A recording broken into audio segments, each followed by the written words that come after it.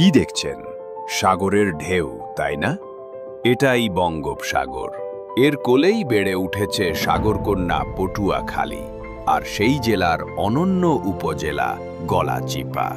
রাবনাবাদ নদীর তীরে গড়ে ওঠা এই জনপদের ইতিহাস বহু পুরনো। 1784 সালে বার্মা রাজার অত্যাচারে বিতাড়িত রাখাইনরা রাঙাবালিতে এসে বসতি স্থাপন করে। ধীরে ধীরে জমিদারদের উদ্যোগে গড়ে ওঠে খলিশাখালী নামের জনপদ, যা পরবর্তীতে নদীর গলার মতো সরু অংশের কারণে পরিচিত হয় গলাচিপা নামে। মুক্তিযুদ্ধেও গলাচিপা রেখেছে গৌরবময় ভূমিকা। পানপট্টি, চিকনিকান্দি ও টাকুয়া গ্রামে মুক্তিযোদ্ধা ও পাকসেনাদের মধ্যে সংঘর্ষে বহু প্রাণ হারায়। প্রাকৃতিক সৌন্দর্যে গলাচিপা অতুলনীয়।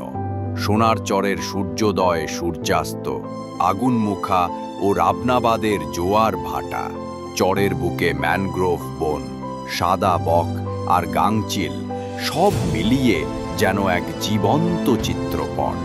উপজেলা চত্বরের দিঘি, গুরিন্দা মসজিদ, আটখালি জমিদার বাড়ি আর সুতাবাড়িয়া দয়াময়ী মন্দিরের ঐতিহ্যের সাক্ষ্য বহন করে। গলাচিপার মানুষ উৎসব প্রিয়। দয়াময়ীর মেলা, উর্কির মেলা এসবই প্রমাণ করে তাদের প্রাণবন্ত সংস্কৃতি। ইলিশ, কোরাল, চিংড়ি, তরমুজ, ধান এসবই এ অঞ্চলের অর্থনীতির প্রাণ। অধিকাংশ মানুষ কৃষক ও জেলে।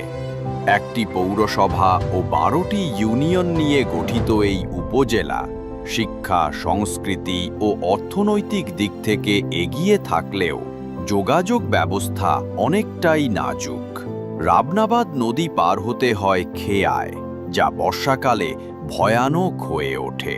তাই নদীর উপর একটি সেতু এখানকার মানুষের দীর্ঘদিনের স্বপ্ন।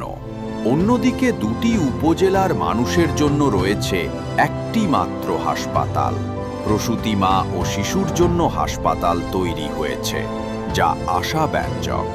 কিন্তু চিকিৎসকের অভাবে এখানে চিকিৎসা সেবা পাচ্ছেন না স্থানীয় জনগণ।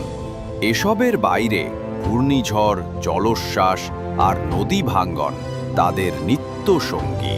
টিকে থাকার সংগ্রাম এই উপজেলার মানুষকে করেছে দুর্জেয়। আর তাই নানা প্রতিকূলতা থাকা সত্ত্বেও এই ছোট্ট শহর ঘিরে গড়ে ওঠা উপজেলার মানুষজন দেশের রাজনীতি, অর্থনীতি ও সামাজিক ক্ষেত্রে তাদের কর্ম দিয়ে বড় গল্প তৈরি করে চলেছেন অবিরাম। পরিশেষে বলাই যায়, মৎস্য শস্যে পূর্ণা, রাবনাবাদের কন্যা গলাচিপা অনন্যা।